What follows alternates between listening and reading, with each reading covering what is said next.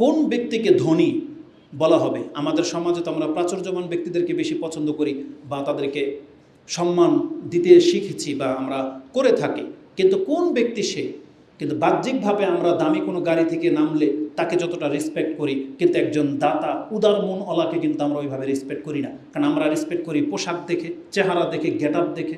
কিন্তু আল্লাহ সুবহানাহু ওয়া তাআলা আমাদেরকে শিক্ষা দিয়েছেন, যেই ব্যক্তি অন্তর থেকে ধনী, সচ্ছল, সেই ব্যক্তিকে প্রকৃত ধনী গণ্য করা হবে। কালা আল্লাজি ইয়ারদা বিমা ইউতা। আজকে অধিকাংশ মানুষ, এই পয়েন্টটা আজকে আমাদের বাস্তবতার সাথে জড়িত। কেননা অধিকাংশ মানুষ দেখা যাচ্ছে যে আপনি নিজেকে অভাবী মনে করেন, আপনি এটা ভালো চাকরি পাচ্ছেন না, বা যেই চাকরি আপনি সততার সাথে করেন আপনাকে বেতন দেওয়া হচ্ছে অল্প, আপনার মনে হচ্ছে আপনি হয়তো আরও কিছুর যোগ্য। আপনার চোখের সামনে দেখতে পাচ্ছেন দুর্নীতিবাজরা কত টাকা ইনকাম করে ফেলতেছে, কিন্তু আপনি সৎ থাকার কারণে আপনার তেমন কোনো ইনকাম নাই, আপনার অনেক সময় মন খারাপ হয়। বরং এমনটা হওয়া উচিত নয়, বরং সব সময় নিজের অন্তরকে প্রশস্ত রাখার চেষ্টা করেন। আপনি আল্লাহর পক্ষ থেকে যতটা প্রাপ্ত হয়েছেন, আপনি যদি ততটাতে নিজেকে সন্তুষ্ট রাখতে পারেন, আপনি জেনে নেন আল্লাহর কাছে আপনি ধনী। আল্লাহ সুবহানাহু ওয়া তাআলার কাছে আপনি শুকরগুজার বান্দা। মুহাম্মদুর রাসূলুল্লাহ সাল্লাল্লাহু আলাইহি ওয়াসাল্লামের কথা কি আপনার একবারও চিন্তা হয় না? বরং আমাদেরকে আল্লাহ সুবহানাহু ওয়া তাআলা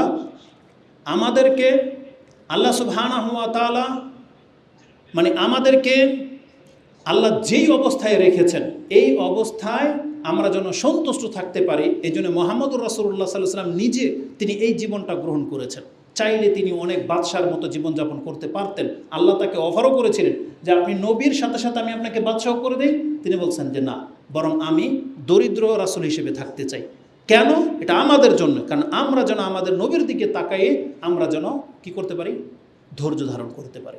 তা আল্লাহ সুবহানাহু ওয়া তাআলাকে জিজ্ঞাসা করা হয়, তিনি বলেছিলেন ইয়ারদা বিমা ইউতা, যাকে যতটা দেওয়া হয়েছে সে ততটা পেয়েই যদি সন্তুষ্ট প্রকাশ করতে পারে, এই ব্যক্তি হচ্ছে সবচেয়ে ধনী। এখানে এসে রাসূলুল্লাহ সাল্লাল্লাহু আলাইহি সাল্লাম মুখ খুলেছিলেন এবং তিনি বলেছিলেন ক্বালা রাসূলুল্লাহ সাল্লাল্লাহু আলাইহি সাল্লাম লাইসাল গিনা আন যাহরিহি। প্রকাশ্যভাবে কারো গেটা ফেটাপ দেখে আপনি তাকে ধনী ভাববেন না, এইভাবে ধনী হওয়া যায় না। বরং ধনী হলো ইন্নামা আল গিনা গিনান নাফস, অন্তরের প্রশস্ততাই হচ্ছে ধনী হওয়া। যার অন্তর বড়, আপনার জন্য ঢেলে দিবে যতটুকু আছে একবার উদার মনে। একজন সাহাবী রাসূলুল্লাহ সাল্লাল্লাহু আলাইহি সাল্লাম, বরং এটার উদাহরণ আপনি একজন ওই খ্রিস্টানের উদাহরণ থেকে নিতে পারেন, আদি বিন হাতেম। এই হাতেম তাই যার কিচ্ছা বর্ণনা করা হয়, তিনি একজন খ্রিস্টান লোক ছিলেন। আদি রাদিয়াল্লাহু তাআলা আনহুর পিতা হাতেম অনেক উদার ছিলেন। তার সম্পর্কে লেখা হয়েছে তিনি তার দাদার উট পরিচালনা করতেন, দেখাশোনা করতেন। আগন্তুক মেহমান আসছে এবং হাতেমের কাছে বলল যে আমরা তোমার মেহমান হয়ে আসছি, তাহলে আমাদের জন্য তুমি আপ্যায়নের ব্যবস্থা করবে না? বলছে হ্যাঁ করবো। বলছে আপনারা কয়জন? কোনো কোনো বর্ণনায় 4 জন, কোনো কোনো বর্ণনায় 7 জন। এক কথায় তারা যতজন ছিল প্রত্যেকের একজনের জন্য একটা করে উট জবাই করে দিছে। তার দাদা যখন জানলো যে ও তো সর্বনাশ করে ফেলবে, তখন তাকে বিতাড়িত করে দেওয়া হয়েছে, তাকে সে বাড়ি থেকে বের করে দেওয়া হয়েছে। কিন্তু তার উদার মনটা এমন যে উপন্যাসের মধ্যে তার নাম পর্যন্ত ইতিহাসের পাতায় লেখা হয়ে গেছে যে এতটা বড় দাতা তিনি ছিলেন। মুহাম্মদ রাসূলুল্লাহ সাল্লাল্লাহু আলাইহি সাল্লাম, আমরা তো জানি তার ঘরে 3 মাস চুলাও জ্বলতো না, কিন্তু আজ পর্যন্ত তার কাছে কেউ এসে চেয়ে পায় নাই এমন কোনো দিন হয়নি। রাসূলের কাছে আছে আর চেয়েছে, দেওয়া হয়নি এমন হয়নি। বরং একজন আগন্তুক ব্যক্তি বলছে ইয়া রাসূলুল্লাহ, আমি যদি ইসলাম গ্রহণ করে নিই তাহলে এই উপত্যকার মাঝে যতগুলো বকরি আছে আমাকে দিয়ে দিবেন? বলছে দিয়ে দিব। দিয়ে দিয়েছে সাথে সাথে, উপত্যকার মাঠ বড়া বকরি সাথে সাথে তাকে দিয়ে দেওয়া হয়েছে। এই ব্যক্তি সমস্ত বকরি নিয়ে তার কওমের কাছে বলতেছে ইয়া কওমি আসলিম, তোমরা ইসলাম গ্রহণ করো। ফাইন্না মুহাম্মাদান লা ইয়াখাফু ফাকরা, মুহাম্মদ এমন এক ব্যক্তি, এইভাবে দান করলে তো মানুষ ফতুর হয়ে যাবে, কিন্তু মুহাম্মদ ফকির হয়ে যাওয়াটাকে ভয় পায় না। মুহাম্মদ সাল্লাল্লাহু আলাইহি ওয়াসাল্লাম ফকির হয়ে যাওয়াটাকে ভয় পায় না। এ দেখো আমাকে কতটা দেওয়া হয়েছে। তো এটা ছিল মুহাম্মদ রাসূলুল্লাহ সাল্লাল্লাহু আলাইহি ওয়াসাল্লামের চরিত্র। অথচ আমরা জানি তিনি অভাবী, কিন্তু আজকে আমরা দান করতে চাই না। আজকে আমাদের দানের জন্য এক্সট্রা বক্তব্য দিতে হয়, অথচ আপনার চোখের সামনে বুঝতে পারতেছেন যে আমাদের এই মসজিদটা ঘাটতি আছে, কিন্তু আপনাকে ইনিয়ে বিনিয়ে কথা বলে তারপর আপনার কাছ থেকে দানের টাকা হাসিল করতে হয়।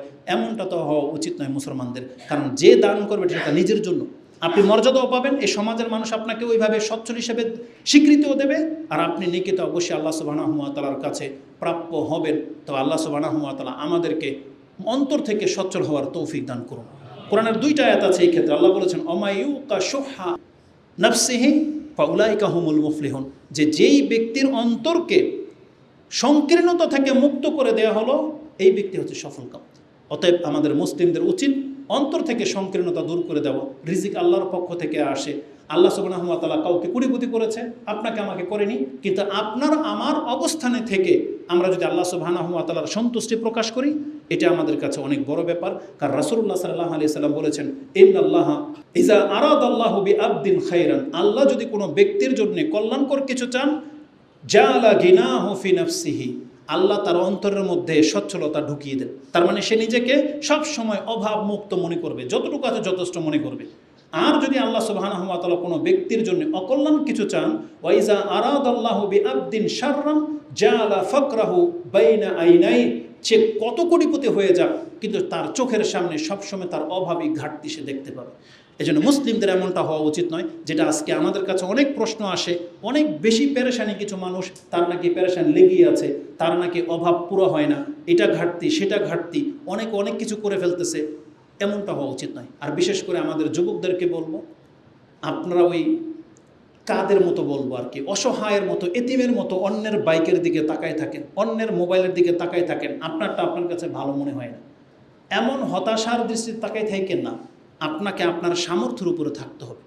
আল্লাহ সুবহানাহু ওয়া তাআলা ওদেরকে সামর্থ্য দিয়েছেন, তাই ওরা কিনেছে। আপনার আমার জন্য একটা আল্লাহ রেডি করে রেখেছেন, ওটা আমাদের কিনে চলতে হবে। মুহাম্মদুর রাসূলুল্লাহ সাল্লাল্লাহু আলাইহি সাল্লাম গাধার পিঠেও চড়েছেন। আপনি যদি গাধাকে সাইকেলের সাথে তুলনা করেন, করতে পারেন। রাসূল সাল্লাল্লাহু আলাইহি ওয়াসাল্লাম শুধু খালি উট আর ঘোড়ার পিঠেই উঠে নাই, তিনি গাধার পিঠেও চড়েছেন। কেন? যাতে করে নমনীয়তা চলে আসে। এই জন্য আমাদের যার যতটা সামর্থ্য আছে, আমরা ততটার উপরে যেন স্থির থাকি। এটা আমাদের যুবক ভাই বোনদেরকে বলবো। এবং যারা ছোট পোলাপান আছে, এরা অনেক সময় আমরা শুনেছি তারা বাপমার কাছে এমন কিছু ডিমান্ড করে যেটা বাপমা পুরো করতে সক্ষম নয়। তখন সেই ছেলে ঘরের ভাঙচুর করে, কথা বলে না, খাদ্য খেতে চায় না, মায়ের উপরে টর্চার করে। এটা কোনো মুসলমান সন্তানের কাজ হতে পারে না। আপনার অন্তরকে আপনি প্রশান্ত রাখার চেষ্টা করেন, সামর্থ্যের উপরে থাকার চেষ্টা করেন। সামর্থ্য অনেক বড় একটা ব্যাপার। সামর্থ্যের বাইরে আপনি কোনো কিছু করতে চেয়েন না। আবার অনেক আল্লাদি বাপ্পা আছে যে ঋণ করে হলেও ওর ছেলেকে সে ওই যে R15 উমুক তুমুক আইফোন দিতে হবে। কেন? যারা প্রবাসী ভাইয়েরা আছে, আপনাদের কত ডিমান্ড তাদের কাছে, কিন্তু প্রবাসীদের কষ্ট যদি আপনারা দেখতেন, তারা তো কষ্ট করে ইনকাম করে। উচিত ছিল তারা দেশে আসলে আমরা তাদেরকে গিফট করব, কিন্তু তাদের থেকে গিফট পাওয়ার জন্য আমরা হাঁ করে তাকাই থাকি। আবার গিফট যদি একটু উল্টাপাল্টা হয়, আপনার তাতে সন্তুষ্ট হয় না। একটা ফোনই হয়তো দিয়েছে, কিন্তু আপনি আইফোন দাবি করে বসে থাকবেন, এটা মোটেও কাম্য নয়। কারণ সেখানে তারা ফ্রি টাকা পায় না, বরং তাদেরকে ইনকাম করে টাকা ইনকাম করতে হয়। আর আপনার ভাই, আপনার সন্তানের টাকা যদি শুধু ফোন কিনায় আর গহনা কিনায় আর অমুক তমুক গিফট কিনাতে যদি শেষ করে দেন, ওরও তো একটা লাইফ আছে।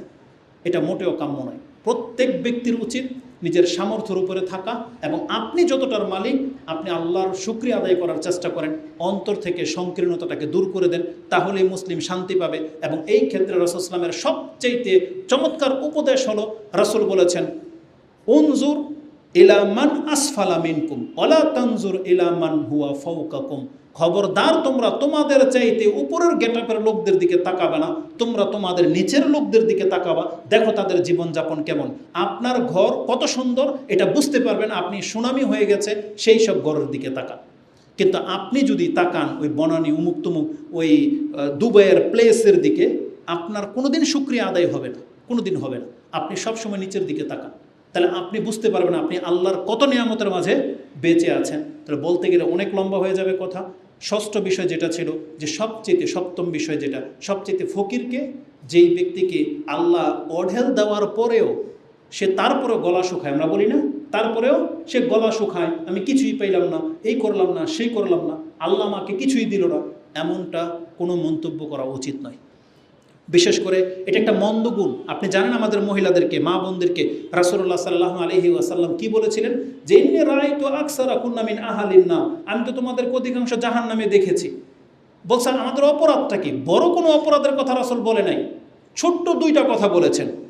তাকফুরনাল আশির, তুকসিরনাল লানা ও তাকফুরনাল আশির, তোমরা বেশি লানতান করো আর তোমরা স্বামীর অকৃতজ্ঞ, তোমরা স্বামীর শুকরিয়া আদায় করতে জানো না। এই দুইটা গুণের কারণে বলছে তোমাদেরকে আমি জাহান্নামে দেখেছি। তার মানে নাশুকরি এটা কত বড় ব্যাপার যে একজন ব্যক্তির নাশুকরি করলে যদি জাহান্নামের সংবাদ পেতে পারে, আর আমি আর আপনি আমাদের রব আল্লাহ যিনি তার নাশুকরি করে বসে আছি, কিন্তু আপনি আর আমের অপরাধ মনে হয় না, এমনটা হতে পারে না। বান্দা হিসাবে আল্লাহ আমাদেরকে যথেষ্ট দিয়ে রেখেছেন, যথেষ্ট। আপনি বলেন আলহামদুলিল্লাহ। আল্লাহ যেন আমাদের অন্তরকে প্রশস্ততা দান করে, আমাদের অন্তরের যে সংকীর্ণতার কারণে আমরা আল্লাহর কাছ থেকে দূরে সরে আছি, আল্লাহ যেন আমাদেরকে ক্ষমা করে। এই হাদিসটা ছিল চমৎকার একটা হাদিস, যাতে অনেকগুলো কথা আছে, আরও কিছু কথা বের হতো, কিন্তু সময়ের সাপেক্ষে আমি এখানেই রেখে দিচ্ছি।